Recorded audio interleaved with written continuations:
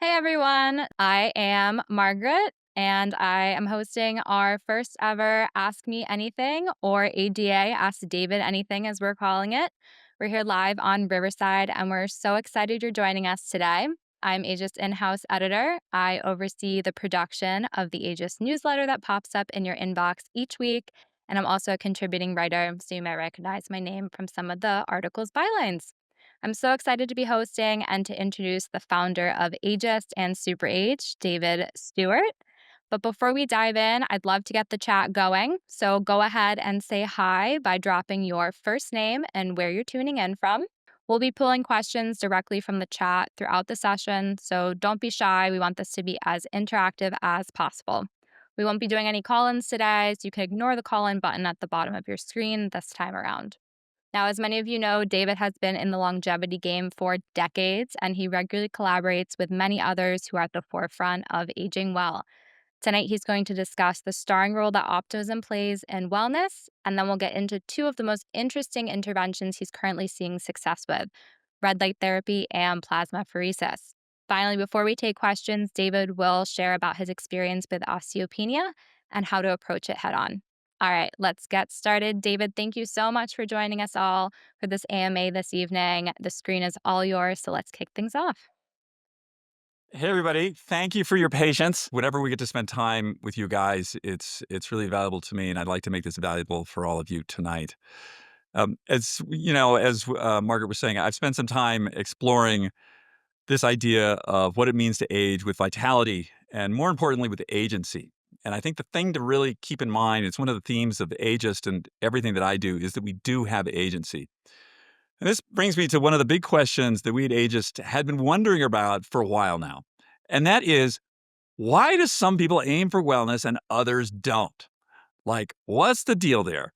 We all know that certain kind of person. They've got access to information, they've got access to resources, they know what they're supposed to do, yet they don't take care of themselves. Now, many folks like this, they run companies, they may be the prime asset of that company, maybe even the CEO, and yet they seem to refuse to do anything. So, what's up with that? So, over the years, we've talked to a lot of people, we've interviewed a lot of people, but we had to tackle this question head on. And then we did that because we came in contact with Professor Michael Finke. And he came to us last year. And for those who are not familiar with him, he's a professor at the American College and an expert in retirement income. So Michael comes to us and says, "Hey, you guys seem to really know the questions to ask about wellness, behavior, health. And in partnership with the Garnham Center for Financial Security, we launched a consumer survey in early 2024. So our hypothesis was that wellness behavior was strongly connected to optimism and to financial behavior. And our findings quickly pointed to optimism. And that's not exactly what we were initially looking for, but it was the very strong thread through the entire study. 40.5% of optimists devote a significant effort to their health. And optimists compared to non optimists, that is, that's almost 4 to 1. Now, your mindset is really at the root of all this. So let's quickly review and pull together the equation here. And I like to think of it similar to Maslow's hierarchy of needs. And it all builds from an optimistic mindset that leads to forward thinking actions and behaviors, which lead to physical and emotional and financial wellness, an optimistically virtuous cycle. As we work towards increasing optimism, our forward thinking follows. So it will significantly increase. That is, if you take these small steps towards developing and growing your optimism, the whole wellness equation moves in the right direction. At Ageist, we always say it's not about perfection. It's about intentionally moving in the right direction, all of which points to longevity. Longevity is increased by positive self-perceptions of aging. And we didn't just make this up. There's some psychology involved. We've read research done by Dr. Becca Levy. She's a Yale professor, leading expert in the psychology of successful aging. And she did a lot of research on this over the last 20 years. In the 2023 study funded by the National Institute of Aging, Dr. Levy found that those with a positive outlook live, get this, 7.5 years longer than those with a less positive perception of their own aging. Therefore, optimists seem to be living longer. This brings us to the conclusion that the most powerful level in wellness is not knowledge. No, the most powerful lever in its mindset. Everything follows downstream from mindset. Now, with this in mind, I want to talk about two of the more interesting wellness things I've adopted in the past year. This are red light therapy and plasmapheresis. Now, both of these I learned about from Dr. Mike Roizen, who I did a seminar with maybe 5 years ago. And these were talked about then as somewhat fringe or even like difficult to have access to. But now they're I wouldn't say they're particularly common, but they're much easier to get access to, especially red light. So red light therapy, or it's sometimes known as low level laser therapy, involves exposing the body to wavelengths of red and near red infrared light. And these are and what's important here are the actual wavelengths. So it's in the 630 to 850 nanometers for people who like to keep track of these things. And these are the ones that penetrate the skin and are absorbed by our cells, triggering a range of biological responses. So people experience this from, you can get it from a panel, from a handheld device, or a full body bed. I have a panel system that I do for about 10 to 15 minutes a day. Sometimes I do it after a workout. I try and I'll tell you, one of the keys to all this wellness stuff is time management, like stacking stuff together. So I'm always doing something else while I'm getting radiated with my red light. Um, you can also use it to help reset your circadian rhythm. And the cost on these things really varies on how fancy a system you want to get. We work with a company called Bone Charge. I feel they make a pretty good product at a good price. The main factors to consider with looking at red light is, does it have red light within these particular nanometers? That is the 630 to 660. And does it have near infrared? And that's the near infrared is at 850. And this was, there's a lot of science about how they figured these out. And these are the exact wavelengths that seem to work. Then does it flicker? Is there no flicker? So, how does this work? So, what happens is the light is absorbed by the mitochondria. And mitochondria, maybe you might have heard me talk about it. There's these energy factors that live inside our cells and enhancing their ability to produce something called ATP, which is our cellular fuel. So, it's sort of like charging your phone's battery, but it's your body's cells. It helps tissue repair, it reduces inflammation, it increases collagen production, and also helps regulate the immune system and has shown to have positive effects on mood by helping reset the body's melatonin and serotonin levels. Okay, some science here. So, there's a growing body of peer reviewed science that supports this idea of longevity impact of red light. And studies show it can reduce oxidative stress, it can reduce inflammation, two of the primary drivers of aging. There was a 2020 review in Aging and Disease that cited evidence that consistent red light therapy supports neuroprotection and improved metabolic function. So, neuroprotection, your brain.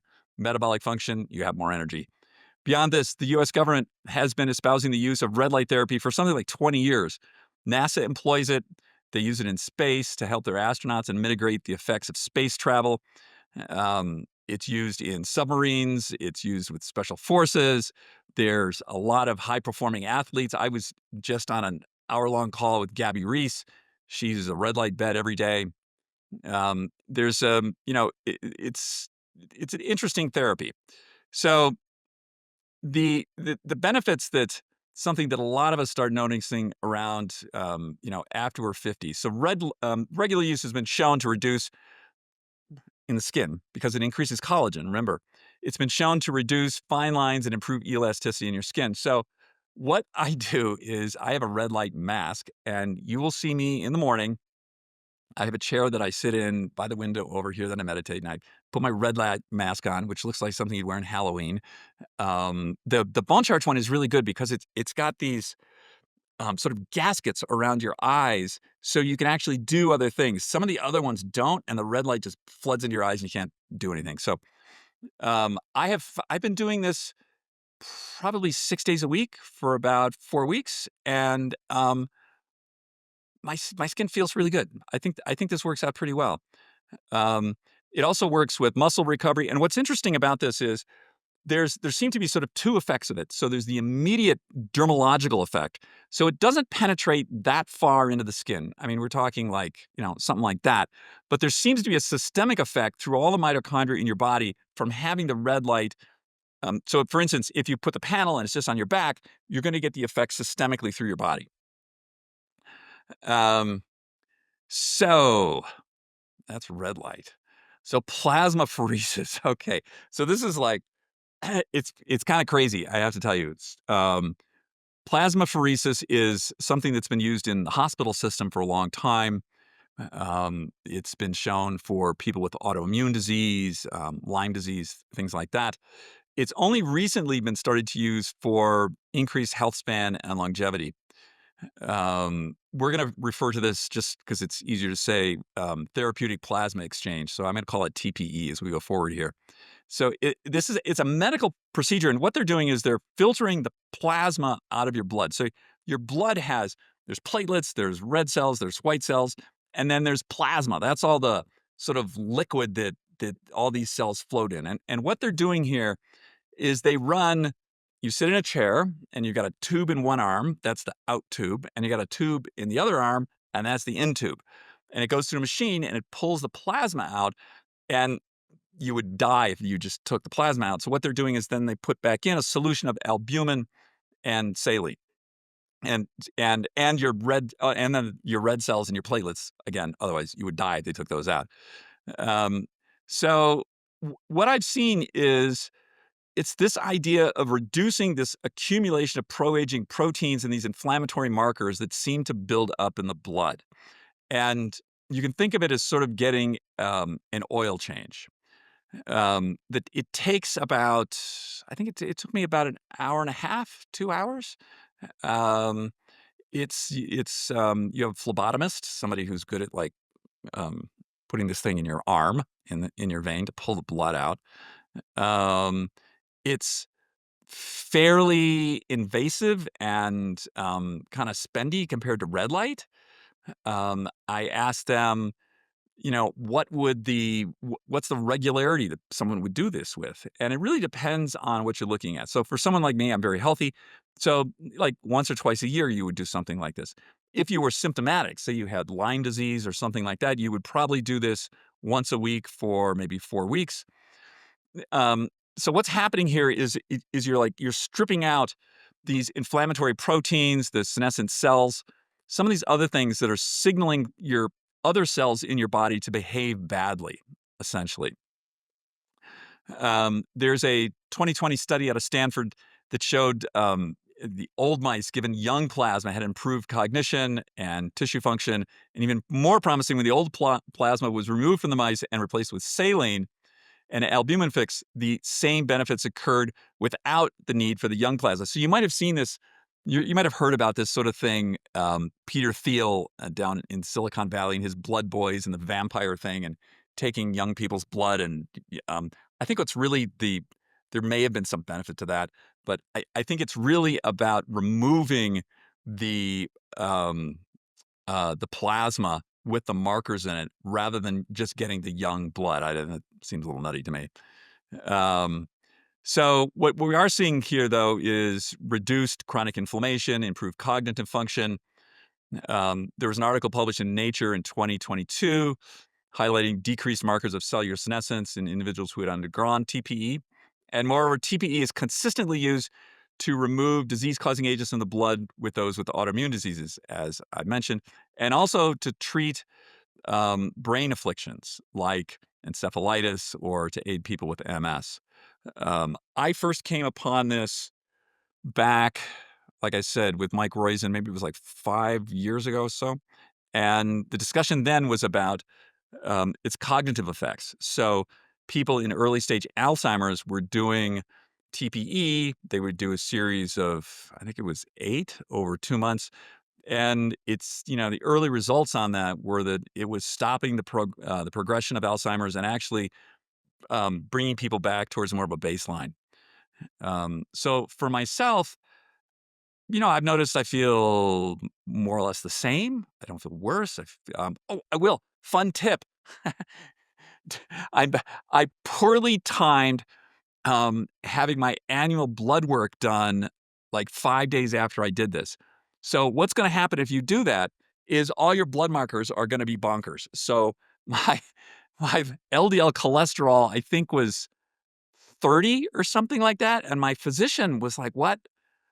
Like, what happened? What are you doing?" I said, "Oh, yeah, yeah, I did this." And she says, "Okay, we're just gonna have to run all the labs again in a month after everything is sort of settled down." So let's get on to something a little more personal here. So a few weeks ago, I got a DEXA scan. So a DEXA scan is a dual energy X-ray, and it's something that I do generally twice a year. Um, and I have also learned something that I did not know. There are different sort of flavors of DEXA scan machines. So you can get one like if you go to the hospital, all they're going to do is they're going to be looking at bone density, and it's going to be a single pass machine.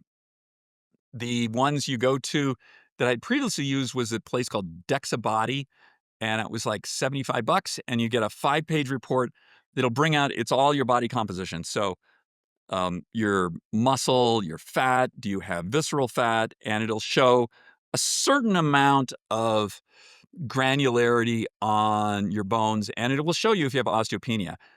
The one that I got, this was maybe a month or so ago. I did it at a place called Cenogenics in Los Angeles, and they have a much more granular one.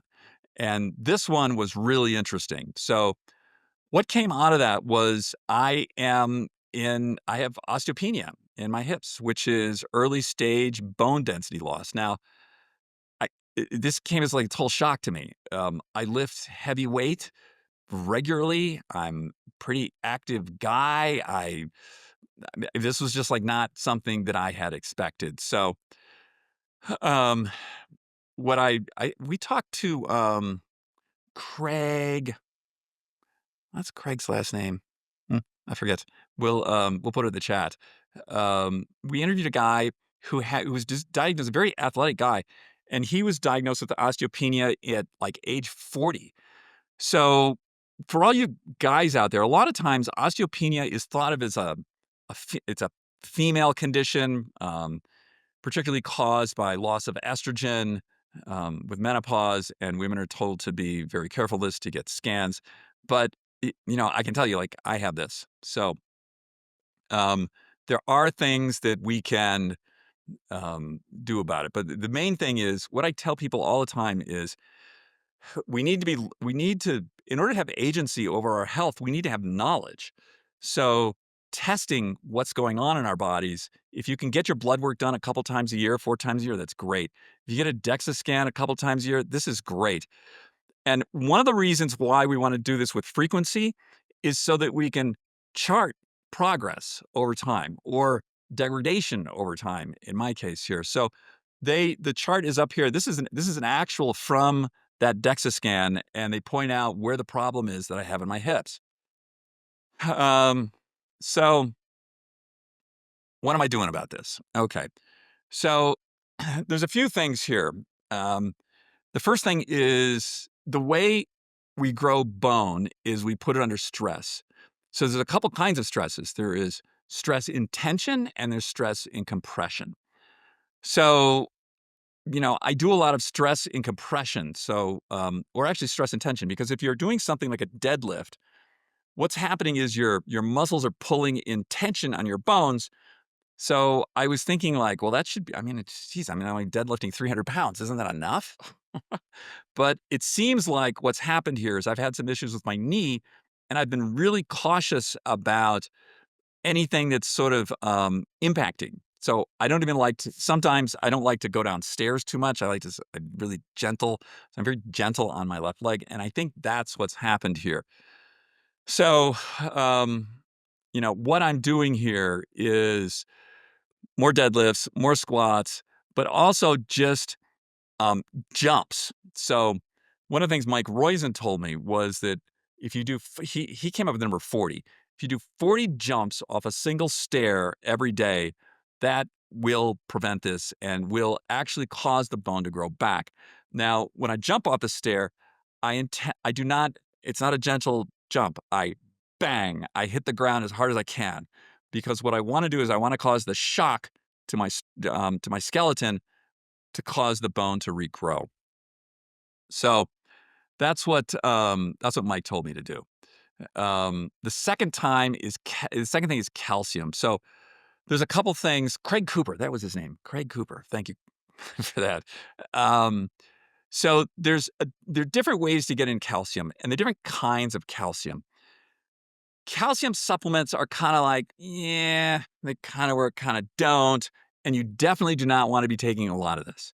So, I think the upper limit I think it's like 500 milligrams or 600 milligrams, something like that. You really don't want to be taking more of this. You're going to be causing other problems. But you can get a whole lot of dietary calcium.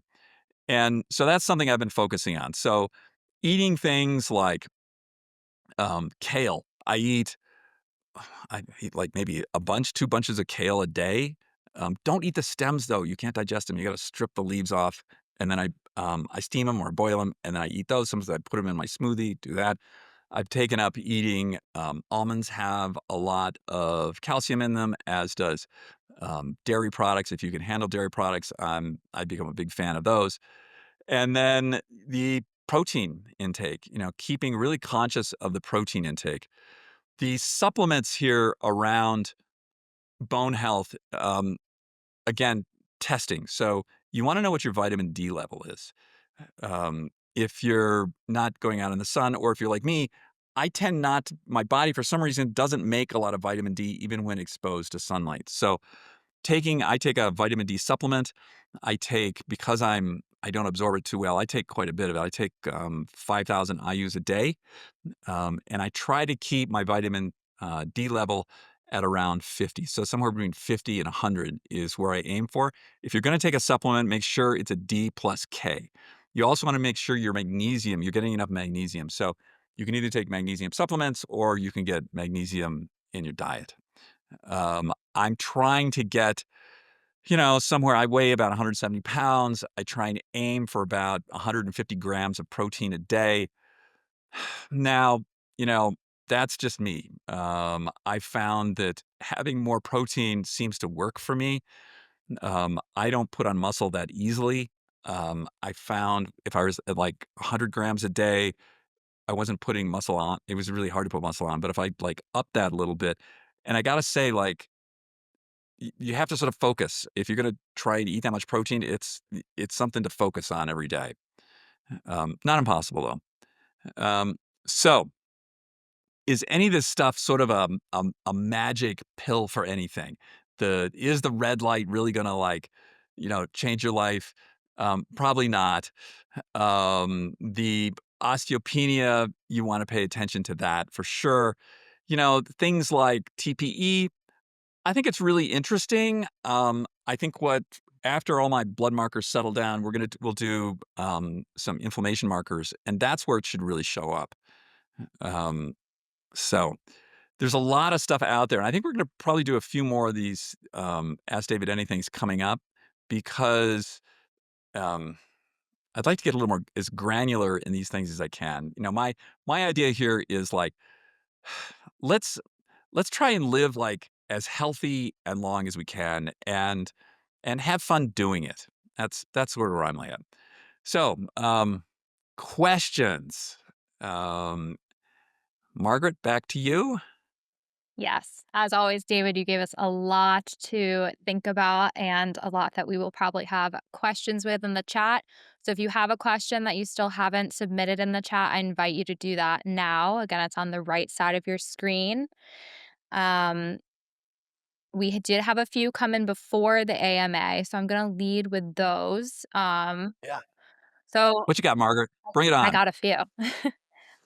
So we had a few questions about osteoporosis, and if we Yeah. were looking at that chart there, osteopenia seems to kind of be a precursor to Yeah, it is. That's the osteoporosis. initial stage, yeah. Yeah, so we have one of the questions was, are there differences in how men and women deal with osteoporosis? And maybe you could speak to it, maybe from your experience with Yeah, osteopenia. so there are.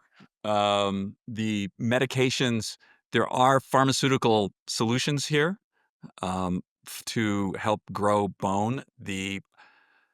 They were developed, principally for women because this has often been thought of as more of a women's menopause-associated thing. There is, I believe, a single injectable for men that they can do. I think with women, oh, first disclaimer, I'm not a doctor, this isn't medical advice.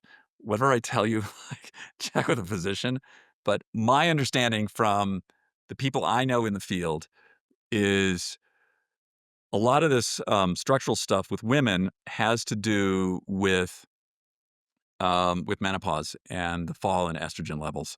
So that's probably something I would have a look at right away if I could.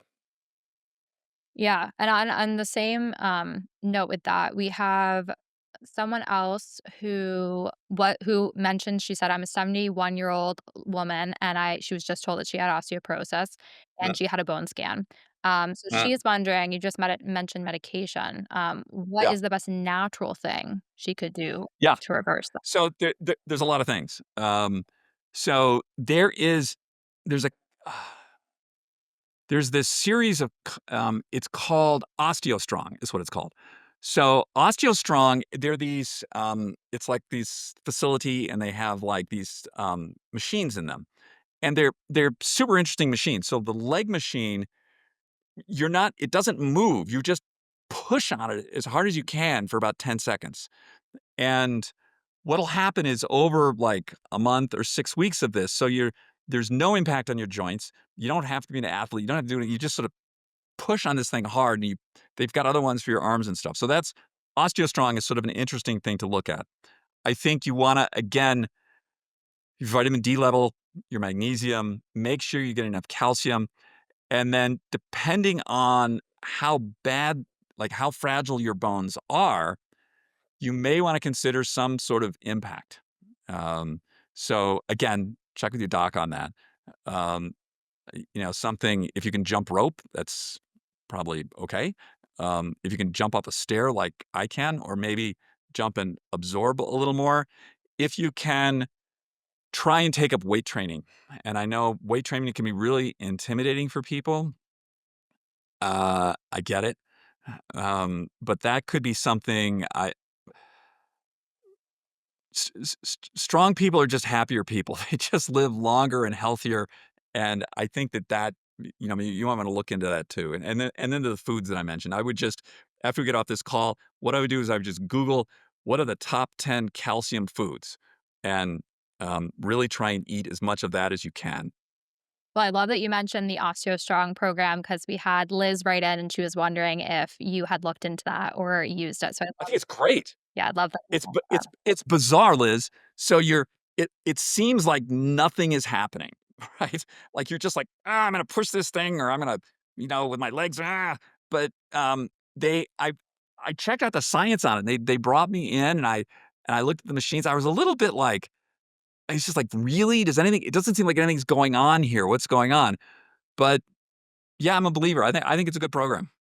And Liz, in the same vein, she's a nurse, and she's familiar with the TPE from a clinical perspective, but Yeah. she was wondering, what about the risks? Like, it's kind of frightening, she said, to think about non-medical personnel performing this, so I guess maybe speak to Well, your it's experience more. sort of, I wouldn't say non-medical, because this is as you know, Liz, this is a serious machine. This is not like something you put in your home, right? It's done in, I'm gonna say, it's not a hospital setting, but I'll say it is a medical setting. The people who are operating the machine are, um, they're schooled in how to operate this. These are the woman who did it on me is a phlebotomist, and all she does all day long is run the machine on people. I'm There probably are, what are the risk factors here? So, you could have vein damage from the puncture, I guess. You could possibly have some kind of, they warned me that one of the things that they monitor, with the fluid coming back in no, the fluid coming out, they monitor, there's a mineral, and I think it might actually be calcium, that they wanna be careful that they don't strip out too much calcium, so there's a very small amount of calcium that's put back in, and I believe there is There's also a very small amount of IVIG that they put in with the albumin that comes in. It I won't say it's, like, totally safe, um, but I also wouldn't put it in the it's not like gene therapy or something, like, crazy like that. Um, I think probably the greatest risk is financial, like, it's a spendy thing. We did have just another question coming about osteoporosis too. I Yeah. feel like that's the hot button, question right now. Um, we have someone wondering if you'd be able to talk about the link between testosterone and osteoporosis for both men and women. Ooh, that's interesting, I had no idea. Um, I don't know the answer to that question. Um, the the only hormones that I've seen linked to this are estrogen. Um, I am not aware of testosterone, but, testosterone is an anabolic, so it would make sense if, um, you're gonna be able to put on more muscle more easily, if you have appropriate testosterone levels. Yeah, it's definitely an inquiry, and that totally makes sense. Um, I love these questions. Our people are so smart. I know, I love it too. We have, Maggie who wrote in too, and she said that you had mentioned VO2 max training a while back, and, if you'd be talking about that in a future AMA or what you do to train for it, if you'd like to talk about it now and how people can incorporate that into their routine, if that relates into anything that we've mentioned here tonight. Well, Maggie is clearly some kind of a masochist if she wants to know about VO2 max training. So VO2 max is shorthand for volume of oxygen you can maximally utilize. So it's a metric that deals with your cardiovascular system. And probably of all the cardiovascular metrics, it is the one most closely associated with mortality. So higher VO2 max, better. VO2 max, however, like so many other things, falls off with age. But the good thing about VO2 max is you can make enormous improvements in maybe 6 months. Um, so do I get to flex on this, Margaret? Can I Yeah, flex? why Okay, not? Go I'm for gonna it. flex. So my VO2 max is 48, which puts me in the top 0.5% of people my age. So I'm in like the superior elite category of like somebody who's 30. So, but anyway, I'm not like a super athlete. It's fairly easy to do. It's not very pleasant. So the way you do it is something called Swedish 4x4 training. That is 4 minutes and I do it on a bike. So the bike has a power meter and 4 minutes at what I think I can hold the power reading at. So for me, you know, I usually the first round at about 2:30, and then there's like a 3-minute break, so that allows my heart rate to come back down to sort of normal, and then I repeat.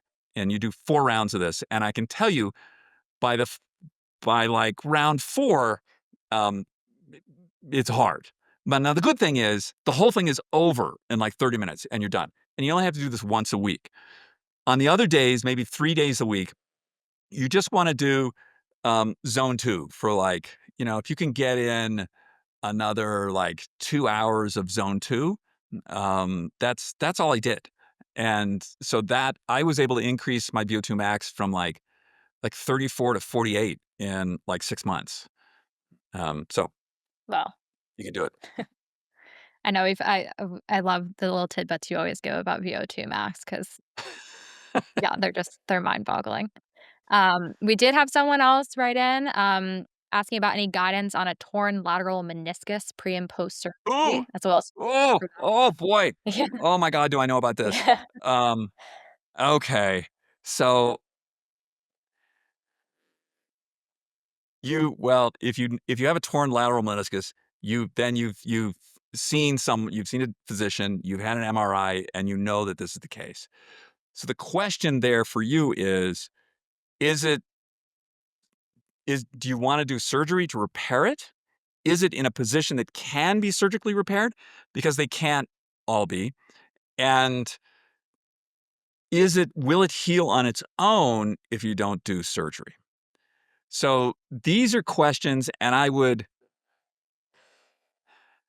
orthopedists, they're like they have a hammer and everything is a nail. And surgeons love surgery, right? It's like, we're gonna cut you to heal you. Now, that's valid sometimes, but I would strongly, strongly encourage you to see. I'm having surgery on my knee. I'm having partial knee replacement in 2 weeks, and that was a 3-year process, and I have seen 5 of the top 10 orthopedists in the country before I came to this conclusion.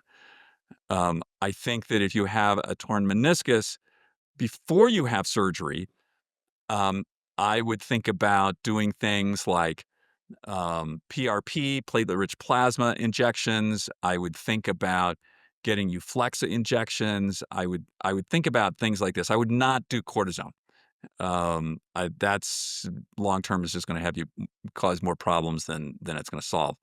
Um, so, surgery.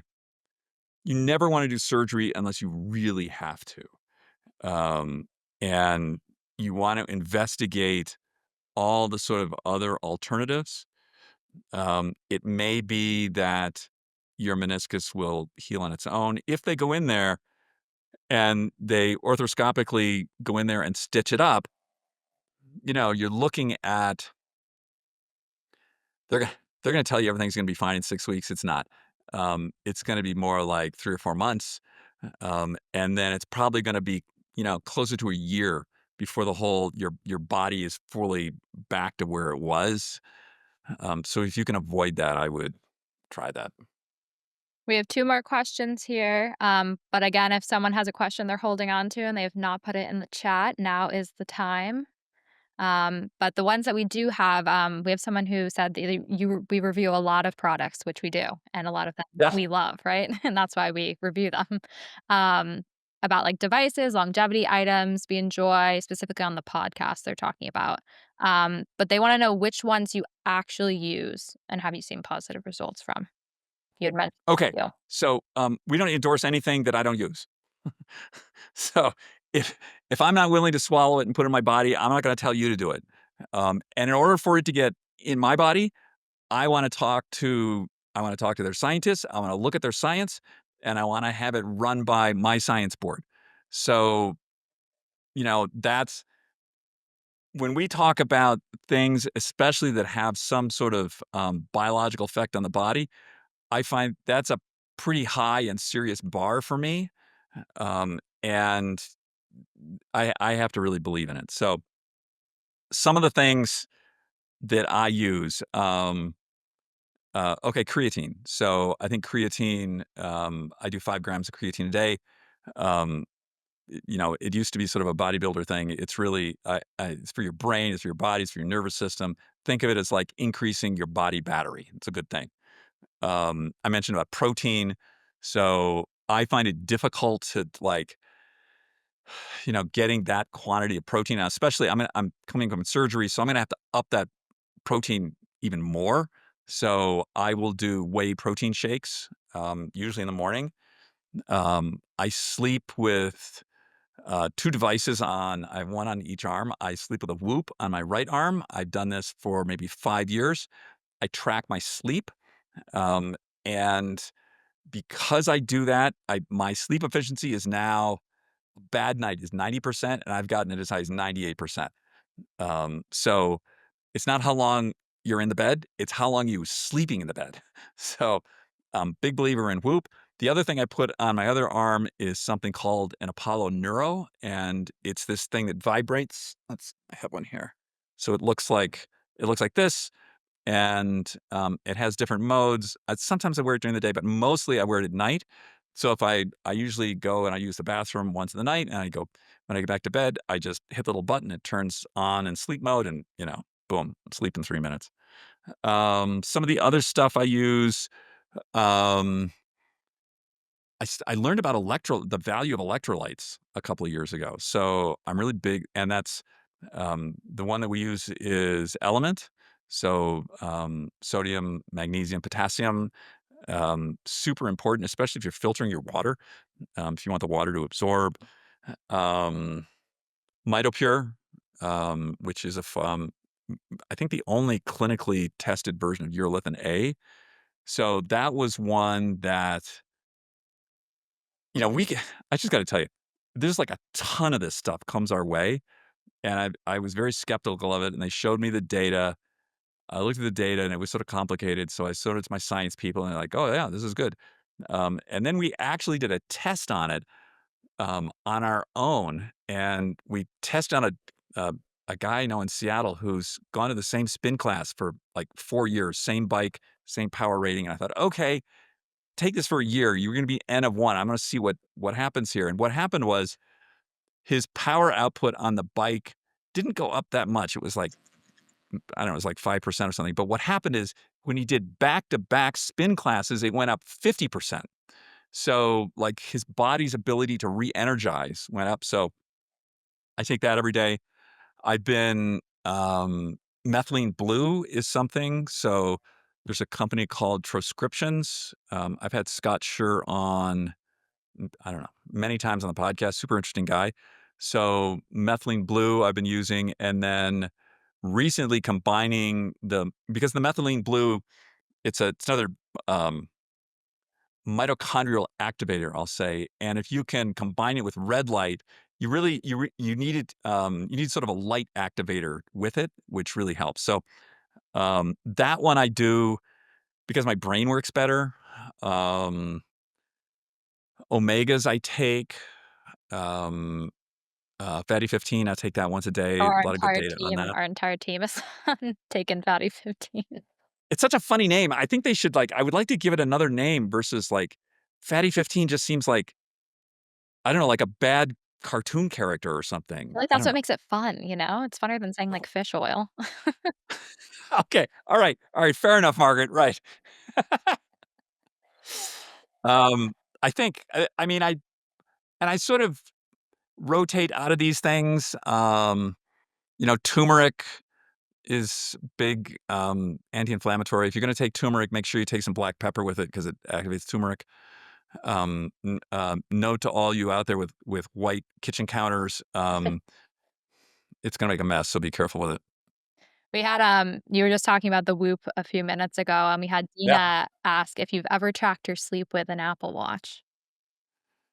I don't, um, because I charge it at night. So, I think my feeling, there's a lot of these trackers. I think Aura is a good product. I don't use it because I can't get a good, my knuckle is too big and I don't get a good fit on my finger. Um, the Whoop, the new Apple Watches are really good, I have to say. I don't know about their sleep. The thing about Apple is everything is sort of Apple world. And so I think with any of these trackers, you just sort of have to stay within their world. And like the Apple version of the HRV makes no sense to me whatsoever. When you compare it to something else, they're using a different special algorithm only Apple uses. I'm, I think really whatever works for you. The main thing, the main thing with these things is to just know, you know, I had 2 glasses of wine tonight, and my tracker said I didn't sleep too well. That's really all you want to know here. So it doesn't I can say oh, I slept this many minutes with this amount of deep and stuff. You you just sort of want to stay within the universe of whatever the thing is, so that then you can know what you do before you go to sleep that affects your sleep. Yeah, right, right, everyone's body's different, everyone's preferences are different, just finding what works for you is the secret sauce. So to wrap up, we've got one more great overarching question here, from someone who previously submitted it. How do you keep your clarity and your high energy during all this work that you do? Clarity. um, I don't, you would you would have to ask the team how much clarity is actually around. I think that you know uh, there are a couple things. It's a good idea to go to bed at night. Um, I think that that's if you want energy for the next day, go to sleep. Um, I'm when I was again, I spoke to Gabby Reese today, and she used the word her practice. And I asked her, "What do you like?" I think of that word with like yogis talk about my practice. What do you mean, Gabby? And she says when she says practice, it's like the way that she runs her life. So, sleep very important. She's careful about what she eats. She's the way she exercises, who she hangs out with, and I think that all of these things, it's about being purposeful without being overly dogmatic. So I really don't like it when somebody messes with my sleep. However, if there's something like really fun and I want to go see it and it's late at night, I will do it. I will suffer the next couple of days, but I will do that. I think that the older we get, the more purposeful we have to be with these things because our body just doesn't we just don't have that slinky. And I mean, like things, like drinking now versus drinking when I was like 20. My God, I could like drink a bottle of tequila and the next day I'd be fine. Like that's just not the case now. There's just things are different. So we need to be more careful with these things. I think the other thing is like I love my life. I love what I do. It's super interesting. I get to talk to all these interesting people. I get to work with great people. And we do this like super cool thing. So it's really that excites me. And I think that like having a life that is exciting and where you want to get out of bed in the morning and you're really excited, like, oh, who am I gonna talk to today? What interesting am I gonna do today? That that works for me. I think that's a great inspirational note to wrap up on. So thank you everyone for joining us this evening. Thank you, David, for your time. Thank you, everyone who's attended. Your time and presence means the world to us here. And thanks again for bearing with us with our little technical difficulties. Um, you can keep an eye on your inbox for a quick feedback survey and news on future ageist events. We'd love to hear from what you want to know more of, how we can keep showing up for you. So keep a lookout for that. And we can't wait for you to join us again. Have a wonderful evening, you guys. Take care. Thanks, everybody.